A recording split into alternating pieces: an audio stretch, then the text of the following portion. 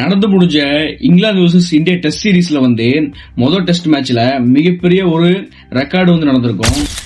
என்னதான் இந்தியா அதுல தோத்திருந்தாலும் அதுல 5 சதங்கள் அடிக்கப்பட்டிருக்கு. ஆனா ஒரே பேட்ஸ்மேன் 2 சதங்கள் அடிச்சிருந்தாரு.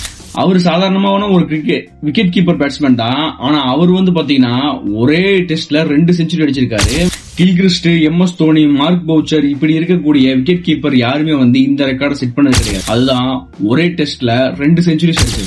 அந்த ஒரு ரெக்கார்டை வரலாறுல இல்லாத அளவுக்கு விக்கெட் கீப்பர் பேட்ஸ்மேனா இருந்து ரிஷப் பந்த் பண்ணிருக்காரு. முதல் இன்னிங்ஸ்ல 134, செகண்ட் இன்னிங்ஸ்ல 118 இப்படி அடிச்சு ஒரே டெஸ்ட்ல 2 செஞ்சுரி அடிச்சு தன்னோட ரெக்கார்டை இங்கிலாந்து மண்ணில பதிவு பண்ணிருக்காரு. இந்தியால பண்றது வேற, ஆனா அவையில போய் பண்றது மிகப்பெரிய ஒரு சாதனைன்னு சொல்லலாம்.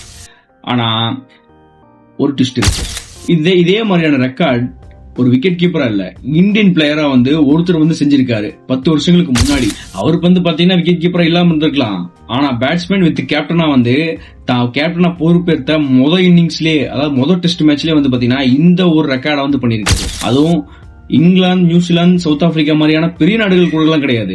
ஆஸ்திரேலியா மாதிரியான ஒரு சின்ன நாடு கூட முதல் டெஸ்ட்லயே ஃபர்ஸ்ட் இன்னிங்ஸ்ல 119 ரன்களும் செகண்ட் இன்னிங்ஸ்ல 141 ரன்களும் அடிச்சிருப்பாரு கேப்டனா பொறுப்பேற்று. சோ இவ்வளவு தூரம் நம்ம சொல்றது யாரு, ரெக்கார்டுக்கு சொந்த பேர் உள்ள ஆள் யாரா இருக்கும் அந்த டைம்ல 10 வருஷங்களுக்கு முன்னாடி அப்படின்னா வேற யாரும் இல்ல, ரிட்டையர் ஆன நம்மளோட கிங் விராட் கோலி தான். அவருதான் பாத்தீங்கன்னா 10 வருஷங்களுக்கு முன்னாடி ஆஸ்திரேலியா மண்ணில் கேப்டனா பொறுப்பேற்ற முதல் மேட்சே ஒரே டெஸ்ட்ல 2 செஞ்சுரி பதிவு பண்ணாரு ஆஸ்திரேலியாக்கு அகைன்ஸ்டா.